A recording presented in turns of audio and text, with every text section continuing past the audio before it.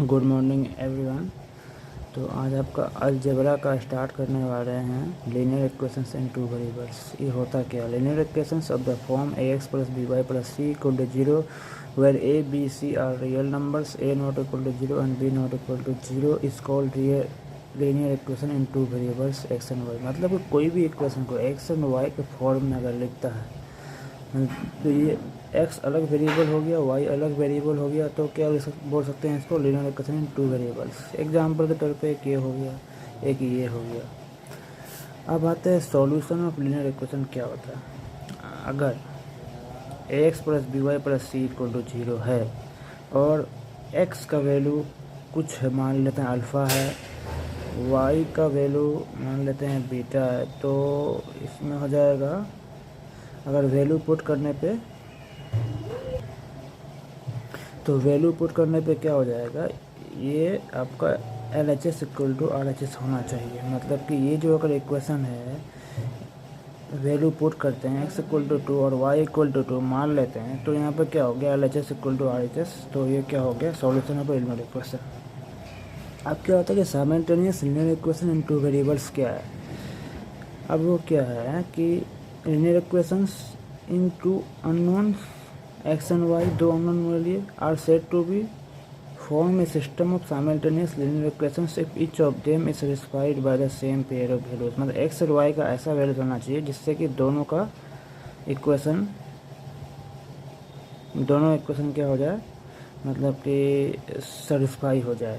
X plus y equal to 10 and x minus y equal to, दो equation है, तो x का value 6, Y का वैल्यू 4 रखने पे बोथ इक्वेशन का जो वैल्यू होता है वो सेम ही होता है। ठीक है, तो इससे बोलते हैं simultaneous linear equation in two variables. अब एग्जाम्पल लेते हैं। पहला एग्जाम्पल में है, so that x equal to 5 y equal to 2 is solution of the system of linear equations. ठीक है,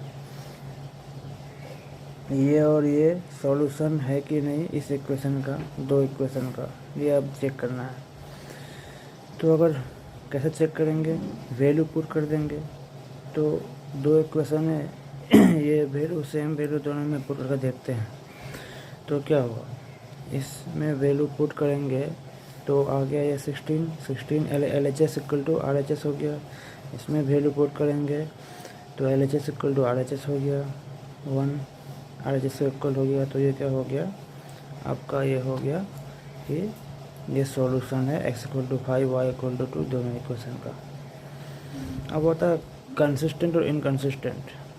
कंसिस्टेंट और inconsistent system of linear equations. Consistent का मतलब होता है हैविंग एटलीस्ट वन सॉल्यूशन, मतलब कि वन सॉल्यूशन का मतलब होता है यूनिक सॉल्यूशन, तो उसको बोलता है कंसिस्टेंट। इनकंसिस्टेंट मतलब होता है जिसका नो सॉल्यूशन, कोई सॉल्यूशन नहीं है। अब ये हो गया सॉल्विंग साइमल्टेनियस लीनियर इक्वेशंस। ठीक है, बाय ग्राफिकल मेथड। तो ग्राफिकल मेथड से साइमल्टेनियस लीनियर इक्वेशंस को कैसे सॉल्व करते हैं। मतलब साइमल्टेनियस लीनियर इक्वेशन का मतलब हो गया दो इक्वेशन है, ये इक्वेशन मान ले a1x plus by plus c equal to 0, ये दूसरा इक्वेशन मान लिए। ग्राफ पे पेपर में इसको ड्रॉ करते हैं, इसको लाइन L1 बोल देंगे।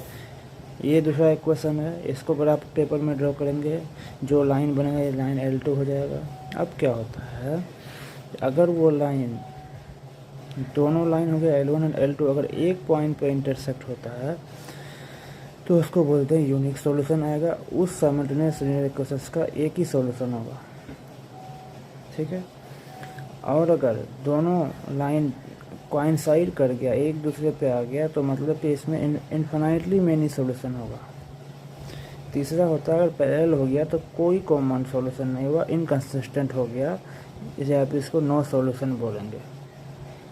अब इसमें एक एग्जांपल लेते हैं, जो कि सारा ऑलमोस्ट एग्जांपल सेम ही है, इसी तरह का होगा। बाकी आप प्रैक्टिस अपने से कर सकते हैं। तो हम अभी एक अच्छा वाला एग्जांपल ले लेते हैं, बाकी अब इसको समझ के और एग्जांपल अपने बुक से कर सकते हैं। तो इसमें पहला एग्जांपल है solve graphically the system of linear equations.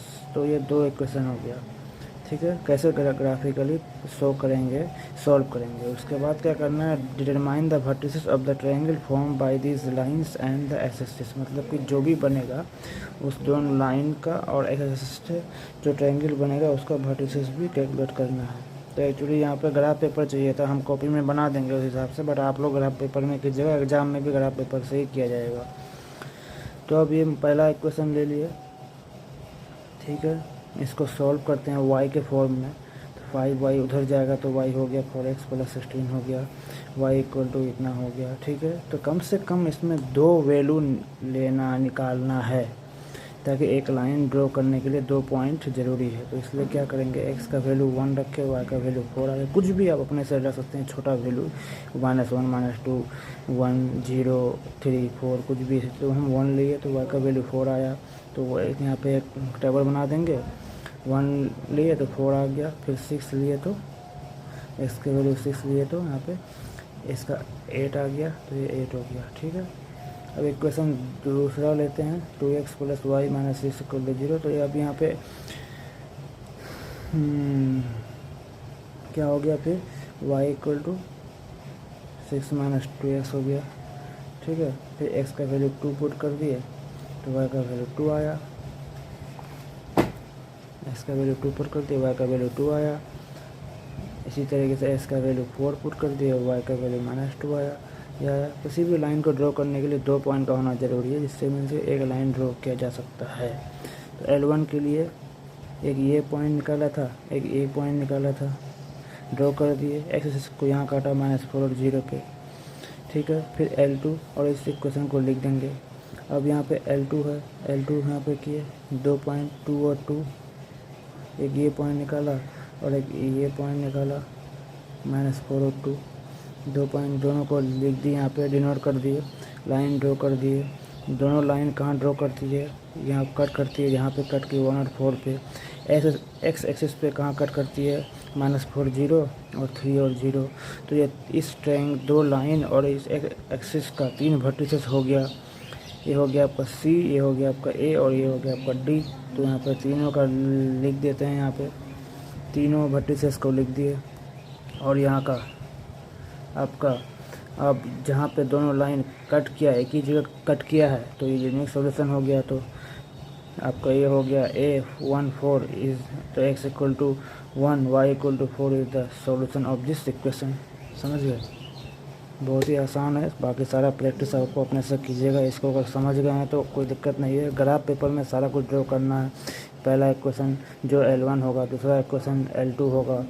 ये आपका जहाँ पे कट किया, एक बार अगर कट करता है तो यूनिक सॉल्यूशन हो गया। अगर दोनों लाइन एक ही इसमें आ गया तो ये आपका ये हो जाता है, मतलब ये क्या बोलता है, सो मेनी सॉल्यूशंस हो गया, ठीक है।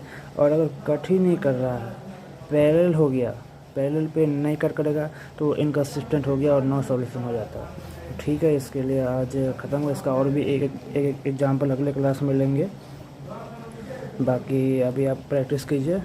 Thank you.